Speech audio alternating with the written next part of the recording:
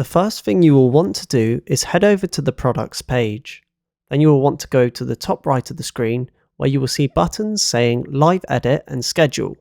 Now to schedule changes, you will need to click the Schedule button, which will pop up a small window asking you for a date and time that you would like to schedule the changes for. Once you have entered in the time and date you want, you will just need to click Set Schedule. You will now be able to make any changes that you want to happen on all the tills or any selected till at the top of the screen for this time. It is also possible to change the time you have chosen. Once you have scheduled any changes, your adjustments will take place straight away online on TouchOffice and in Touch Takeaway. The scheduled changes are only scheduled to change at that time on the tills that you have sent it to. You will be able to review what is pending by going over to Terminals and clicking on the number under Pending Updates for the site you have scheduled changes for.